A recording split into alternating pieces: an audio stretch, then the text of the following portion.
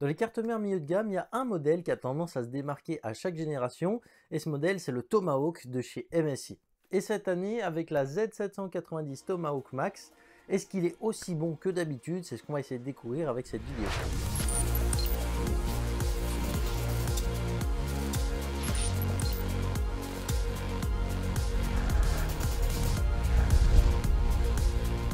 Comme vous l'aurez compris dans cette vidéo, on va parler d'une carte mère qui est plus abordable que ce qu'on a tendance à faire d'habitude. On a tendance à s'égarer un petit peu vers le très haut de gamme, mais on oublie un petit peu que la plupart des gens, c'est pas forcément le budget qu'ils ont. Donc ici, avec la Z790 Tomahawk Max, on a un budget qui est autour des 300 € et qui du coup devrait correspondre à un peu plus de monde. Mais est-ce qu'un budget plus petit, ça veut forcément dire moins bon? En tout cas, dans cette vidéo, je vais vous la présenter en détail. Et puis, si jamais vous voulez des tests vraiment poussés, je vous inviterai à lire l'article de Vertex en description pour aller un petit peu plus loin dans les tests. Pour rentrer dans le vif du sujet, on a affaire ici à une carte mère au format ATX. Alors, c'est une carte mère qui est, comme vous l'aurez compris, plutôt grande, qui va rentrer dans la plupart des boîtiers. Et au niveau du design, il va également rentrer dans pas mal de boîtiers, étant donné qu'on a un truc assez sobre, avec aucune LED, si ce n'est les debug LED qui s'allument au démarrage. C'est à peu près tout ce que vous aurez au niveau des LED sur cette carte mère. Et pour continuer sur son design, on a quand même quelques touches de verre qui la rendent un petit peu atypique, même si je dois avouer que je suis pas fan de ce verre là sur cette carte mère. Cela dit, j'aime quand même la gueule globale de la carte, même si ces touches de verre auraient pu disparaître selon moi. Et toi, qu'est-ce que t'en penses des touches vertes qu'ils ont apportées MSI à cette carte mère? N'hésite pas à me le dire en commentaire. En tout cas, la touche verte qu'a apporté MSI à cette carte mère, ça va pas lui empêcher d'avoir un design robuste qui est plutôt plaisant à regarder. Mais est-ce que ce design plutôt robuste, c'est pas aussi parce que ça cache une conception plutôt robuste? En général, on connaît MSI parce que ce modèle, ils le louent pas trop, ils ont tendance à vraiment le muscler, notamment avec des étages d'alimentation qui sont particulièrement puissants. Cette carte mère va pas échapper à la règle ici, puisqu'on retrouve quand même un étage d'alimentation assez costaud en 16 plus 1 plus 1. On a du coup 16 VRM de 90 ampères juste pour le processeur, un pour justement la partie graphique du processeur et un autre pour l'auxiliaire, donc il va servir à alimenter tout ce qu'il y a autour sur la carte mère. Si elle est robuste au niveau des étages d'alimentation, elle l'est quand même assez aussi au niveau de la RAM, puisqu'ici on va retrouver la possibilité d'overclocker jusqu'à 8200 mégatransferts de manière assez stable. Ça a été testé par Vertex, donc basiquement la carte mère reste quand même plutôt intéressante, sauf pour les gens qui veulent vraiment changer de kit de RAM assez souvent, surtout par la suite.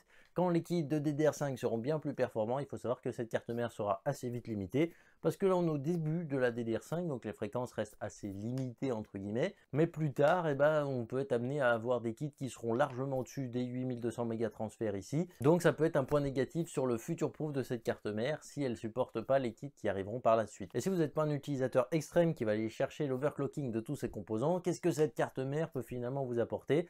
Bah déjà, on a pas mal de choses qui s'adressent à beaucoup de gens, notamment ici avec l'arrivée du Wi-Fi 7, qui va faire quand même pas mal d'heureux. Et pour ceux qui sont plutôt team filaire avec un bon câble Ethernet, vous pouvez quand même monter jusqu'à 2,5 gigabits. Donc normalement, votre fibre ne devrait pas trop avoir de fil à retordre pour bien rentrer dans votre PC. Et justement, pour toute cette connectique network avec le Wi-Fi et l'Ethernet, c'est sur une carte Intel que ça repose. Donc on a une carte réseau et Wi-Fi qui est plutôt haut de gamme ici. Et tant qu'on parle des cartes périphériques intégrées sur cette carte mère, on a une carte son qui est juste ici et qui est la Realtek ALC 4080. C'est une carte son qui est plutôt dite haut de gamme pour une carte mère, même si ça vaut toujours pas une carte son dédiée. Ça fera largement le travail, vous n'avez pas à vous inquiéter là-dessus, vous n'aurez pas un son de merde non plus. Ça tourne et la plupart des gens verront pas trop la différence avec cette carte son. Au niveau des périphériques, par exemple déjà en parlant des périphériques de stockage, vous avez quand même pas moins de 4 ports M.2 NVMe qui sont disponibles, avec un qui peut être câblé en PCI Express 5.0, donc ça c'est pas mal. Le truc à prendre en compte, c'est que si vous mettez un SSD 5.0 sur celui-ci, le PCI Express qui gère la carte graphique sera limité en x8 en 5.0. Normalement, ce ne sera pas limitant sur toutes les cartes graphiques qui circulent, mais peut-être que ça pourrait l'être dans le futur, même si j'en doute un petit peu. Et si vous avez du stockage un plus ancien avec des bons vieux SATA, vous avez quand même 8 emplacements qui sont disponibles sur cette carte mère. Bien évidemment, je vous invite à lire la documentation technique de celle-ci, parce que suivant lesquels vous branchez, ça va désactiver des ports M.2, etc., parce que c'est toujours comme ça. Donc n'hésitez pas à aller faire un petit tour, ça coûte pas bien cher. Pour tout ce qui va être au niveau des périphériques USB, vous êtes également tranquille, puisqu'à l'arrière vous avez quand même pas moins de 9 USB si on compte les USB type A, donc les normaux, ceux que vous avez l'habitude d'utiliser, plus les USB type C, parce qu'il y en a deux, en 3.2 Gen 2, donc normalement ils sont plutôt rapides, vous ne devriez pas trop avoir de limitation ici. Donc au niveau des périphériques, cette carte mère permet quand même de mettre pas mal de choses. Et en plus de ça, bien entendu, vous pouvez toujours mettre la façade de votre boîtier dessus. Donc ça va quand même vous faire un total de pas mal de ports USB, donc vous devriez être plutôt tranquille. Et je suis content qu'MSI ils ont un petit peu lutté là-dessus, parce que sur les premières Tomahawk, on avait tendance à avoir très peu de ports USB. Ça pouvait être une limitation, et avec les années, on voit qu'ils ont tendance à rajouter des ports USB, ce qui fait le bonheur de tout le monde. Enfin, si c'est pas votre bonheur, ça fait mon bonheur en tout cas.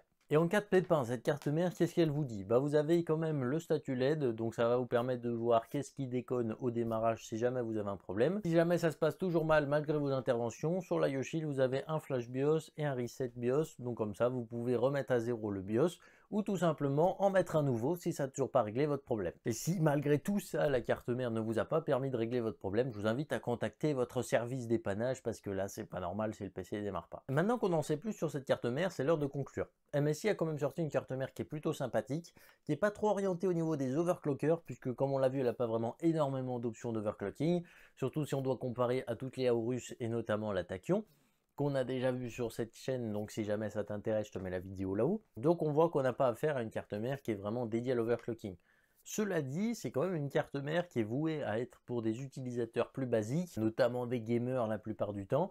Donc une carte mère comme ça qui débarque avec une carte son plutôt bonne, une carte réseau plutôt bonne, du Wi-Fi 7 et du PCI Express 5.0, elle est quand même utilisable. Enfin, je veux dire, c'est quand même une bonne carte mère qui se place ici à un prix selon moi qui est quand même plutôt correct.